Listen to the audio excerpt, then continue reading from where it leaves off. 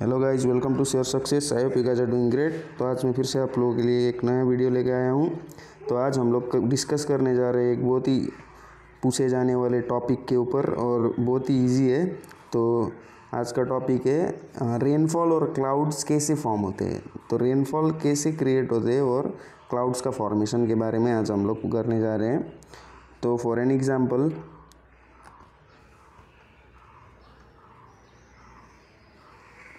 मान लीजिए ये आपका लैंड सरफेस है और यहाँ से जब आपका सनलाइट पड़ता है, यहाँ से आपका इंसोलेशन लैंड सरफेस पर स्ट्राइक करते हैं।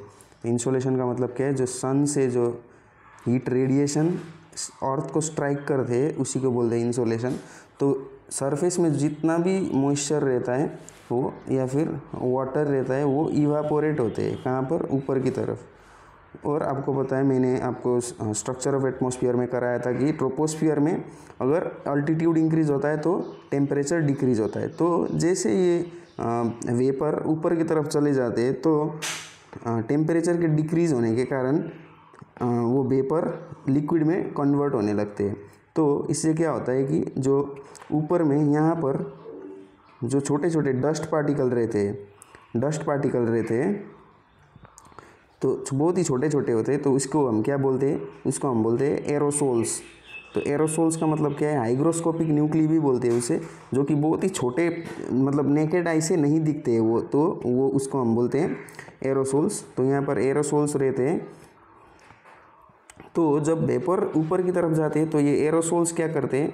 जो ये मतलब जो वेपर होते हैं उसको एक्यूमुलेट करते हैं। वो जो वेपर होते हैं ये एरोसोल्स के ऊपर चारों तरफ से एक्यूमुलेट होने शुरू होते हैं। और एक टाइम लिमिट के बाद क्या होता है कि ये एरोसोल्स का जो वाटर होल्डिंग कैपेसिटी होता है वो मैक्सिमम लिमिट में पहुंच जाता है। ड्रॉपलेट्स बनने शुरू हो जाते हैं।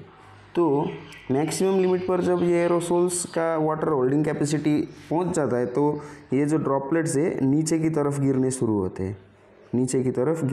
होते हैं। तो इसी को हम बोलते हैं रेनफॉल। तो नीचे जब आते तो इसी को हम बोलते हैं रेनफॉल।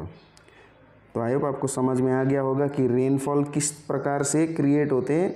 और जो ये एरोसोल्स है, ये एरोसोल्स जब छोटे छोटे रेनड्रॉप्स बनते हैं, जब ये छोटे छोटे ह्यूज मास में, तो यहाँ पर हमको एक कुछ इस प्रकार का स्ट्रक्चर देखने को मिलता है। तो इसी को हम बोलते हैं क्लाउड्स। तो आई होप आपको पता चल गया होगा कि क्लाउड्स किस प्रकार फॉर्म होते हैं और रेनफॉल क्लाउड से कैसे नीचे गिरते। तो यही था आज की वीडियो में। आई होप आप लोगों को समझ में आ गया होगा। तो ईजीएस्ट वे में समझाने का कोशिश किया हूँ। तो समझ गए तो लाइक कीजिए, और अगर कुछ नए टॉपिक को आप जानना चाहते हैं तो वो भी कमेंट कीजिए। मैं आपको इसी तरह शॉर्ट वीडियो में समझाने का कोशिश करूँगा। तो थैंक यू। मिलते हैं नेक्स्ट वीडियो में। तब तक के लिए टेक केयर।